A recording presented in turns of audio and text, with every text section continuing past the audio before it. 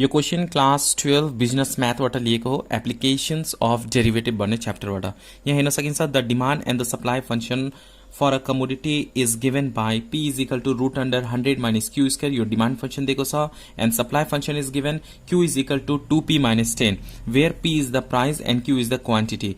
Find the elasticity of demand at the equilibrium point. We have to find out elasticity of demand at equilibrium point. So let's take a start here. Solution. First of all, यहाँ के देखो sir demand function और supply function. So we have to write here demand function कति देखो sir यहाँ निरी P is equal to root under 100 minus Q square. Similarly supply function पनि देखो सर यहाँ निरी. So supply function Q is equal to 2p minus 10 देखो सा. So we can write here Q is equal to 2p minus 10. अब यहाँ हेर्नुस् demand function P is equal to यति छ भने यो पनि P को फर्ममा निकाल्ने हो. P को फर्ममा निकाल्दाखेरि के हुन्छ 10 लेफ्टमा ल्याउन सकिन्छ. So Q plus 10 is equal to 2p and P is equal to we can write Q plus 10 divided by 2. After that for the equilibrium point हामीलाई के छ equilibrium point मा के हुन्छ डिमान्ड र सप्लाई दुईटै के हुन्छ इक्वल हुन्छ. So we can write here at the equilibrium point demand is equal to supply. So we can write here demand is equal to supply. Now what is the value of demand function? Demand function कति दिएको छ यहाँनेरि P is equal to root under 100 minus Q square. So we can write here root under 100 minus Q square is equal to supply. Supply कति छ यहाँनेरि Q plus 10 by 2. So we can write Q plus 10 by 2. Okay up to here.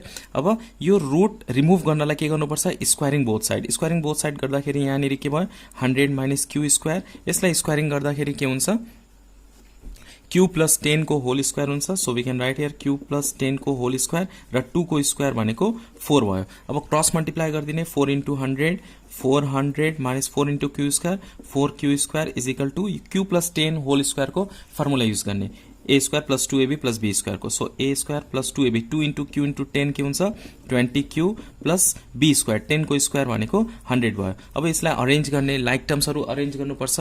Okay so take this two term to the right side.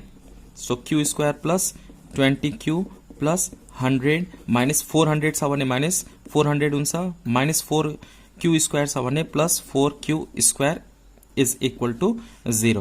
Now Q square र 4Q square के हुन्छ 5Q square.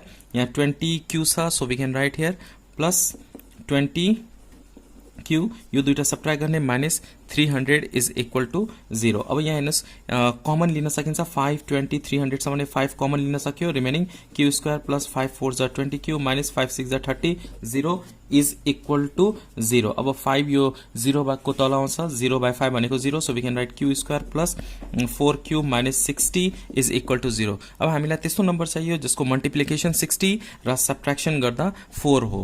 त्यो नम्बरहरु के हुन्छ 6 र 10 10 6 जा 60 and 10 minus 6 4 हुन्छ. अब डाइरेक्टली यसलाई फ्याक्टराइज गर्दाखेरि के आउँछ Q minus 6 and Q plus 10 is equal to 0. यसलाई फ्याक्टराइज गर्दाखेरि यो आउँछ either Q minus 6 is equal to 0 Q is equal to के हुन्छ 6 or Q plus 10 is equal to 0 Q is equal to के हुन्छ minus 10 क्वान्टिटी कहिले पनि के हुन्छ नेगेटिभ हुँदैन. Q भनेको त क्वान्टिटी हो कहिले पनि नेगेटिभ हुँदैन. So we can write here rejecting. Okay or rejecting यो भयो. So Q is equal to के हामी लिने 6. अब त्यसपछि P को भ्यालु फाइन्ड आउट गर्ने इक्विलिब्रियम प्राइस को भ्यालु फाइन्ड आउट गर्ने. So putting the value of Q in equation कुनै पनि यहाँ डिमान्ड फंक्शन और सप्लाई फंक्शन जुनमा राख्दा पनि हुन्छ. So putting the value of Q in demand supply जुनमा राख्दा पनि हुन्छ as or wish. मैले यहाँनेरि सप्लाई फंक्शन मा राखे सप्लाई फंक्शन मा के दिएको छ यहाँले Q is equal to 2p minus 10 छ. सप्लाई फंक्शन भनेको यो Q को प्लेसमा 6 राख्दिने 6 10 लेफ्ट साइड ल्याउँदाखेरि प्लस 10 हुन्छ is equal to 2p. यो दुईटा एड गर्दा के हुन्छ 16 2 ले divide गर्दिने 2 is equal to p.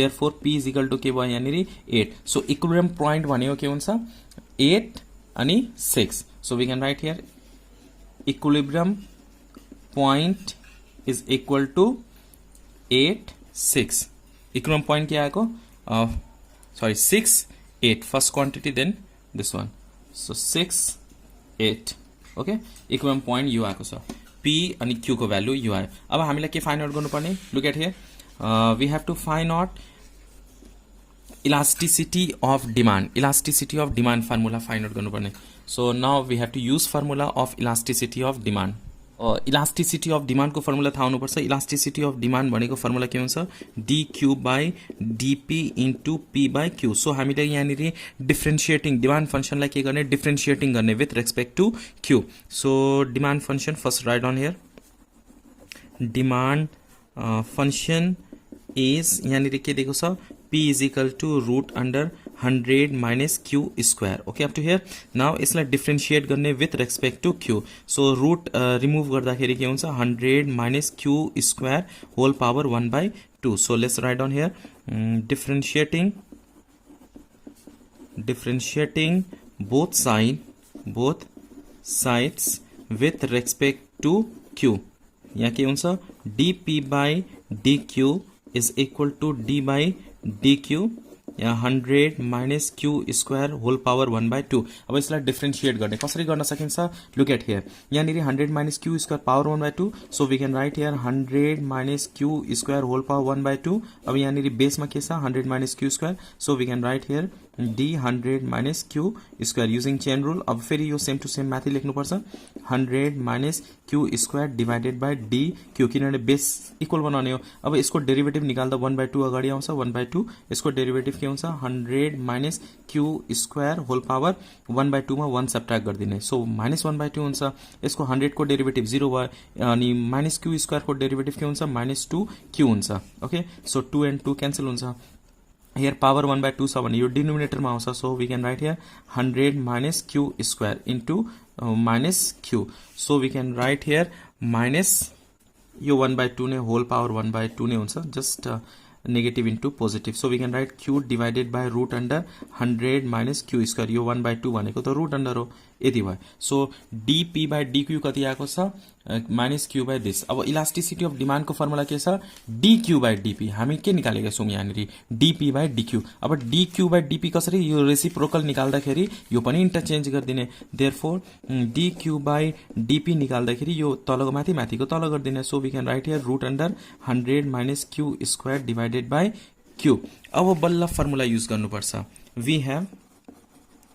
we have ed is equal to formula dq by dp into p by q अब dq by dp यहाँ आएको छ so we can write down same root under 100 minus q square divided by q into p p को value कति छ यहाँनिर route under demand function कति दिएको छ डिमान्ड फंक्शन भनेको 100 minus q square छ डिवाइडेड बाई q भनेको q नै राख्ने हो अब हेर्नुस् है यो दुईटा सेम छ भने होल स्क्वायर लेख्न सकियो so we can write here minus root under 100 minus q square whole square by q into q के हुन्छ q स्क्वायर हुन्छ अब स्क्वायर र रूट क्यान्सल भयो माइनस इन्टु 100 माइनस 100 माइनस के हुन्छ प्लस हुन्छ so we can write q square minus 100 यो माइनसले मल्टिप्लाई गरेको minus into 100 minus 100 minus plus हुन्छ so q square minus 100 divided by q square अब q को भ्यालु त अलरेडी दिएको छ q इज इक्वल टु कति आएको छ अघि when or where q is equal to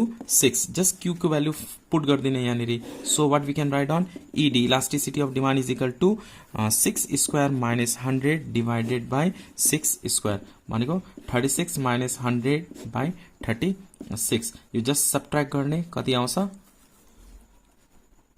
64 by 36 यसलाई युज माइनस हुन्छ तर माइनस रिमुभ गर्नुपर्छ बिकज इलास्टिसिटी अफ डिमान्ड मा इकोनोमिस्टहरुले नेगेटिभ लेखेको छैनन् so we have to write always positive so we can write 16 by 9 4 9 4 9 36 and 4 16 64 and no need to write on negative so elasticity of demand is equal to 16 by 9 ayo hope you understand this question taken from application of derivatives if you are new on my channel please consider subscribe and if you understand please hit the like button and share with your friends thank you